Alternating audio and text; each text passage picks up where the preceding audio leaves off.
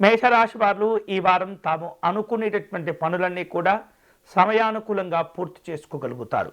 అలాగే కష్టపడి పనిచేస్తారు. అందరిలో మంచి గుర్తింపు గౌరవాన్ని కూడా సాధించుకునే అవకాశాలు కనిపిస్తున్నాయి. ఈ వారం మేషరాశి వాళ్లకు వివిధ రూపాల్లో అవకాశాలు కూడా కలిసి వస్తుంటాయి.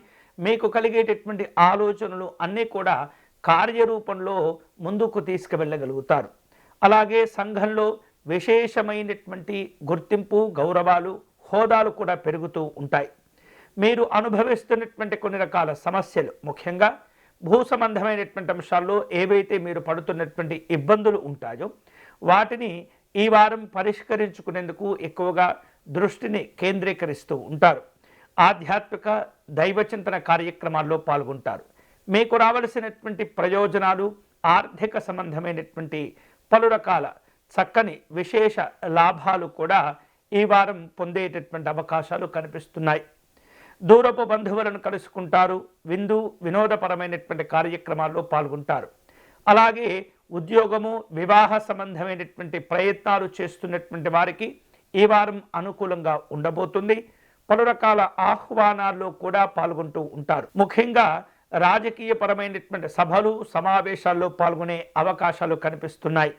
మీరు నిర్వహిస్తున్నటువంటి వ్యాపారాలను ఈ వారం విస్తరింప చేసుకునే అవకాశాలు కూడా ఉండబోతున్నాయి.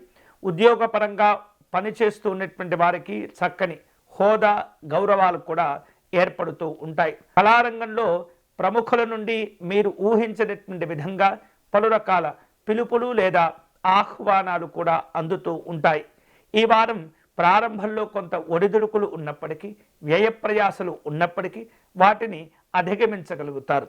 అయితే అధికమైనటువంటి పని ఒత్తిడి వలన అలసిపోతుంటారు. అనారోగ్య సంబంధమైనటువంటి భావనలు కూడా కనిపిస్తున్నాయి. అనవసరమైనటువంటి విషయాల్లో జోక్యం చేసుకోకూడదు. అలాగే అనవసరమైనటువంటి వాటికి ఖర్చులు కూడా చేయకుండా మిమ్మల్ని మీరు కాపాడుకుంటూ ఉండాలి. ఈ వారం మీకు అన్ని విధాలుగా కలిసి వచ్చేటటువంటి దేవుడు సత్యనారాయణ స్వామివారు. కాబట్టి మేషరాశి వారు ఈ వారం శుభకరమైనటువంటి ఫలితాలను పొందేందుకై సత్యనారాయణ స్వామి వారిని ఆరాధించటము, అలాగే విష్ణు సహస్రనామ స్తోత్రమును పారాయణం చేయటం మంచిది.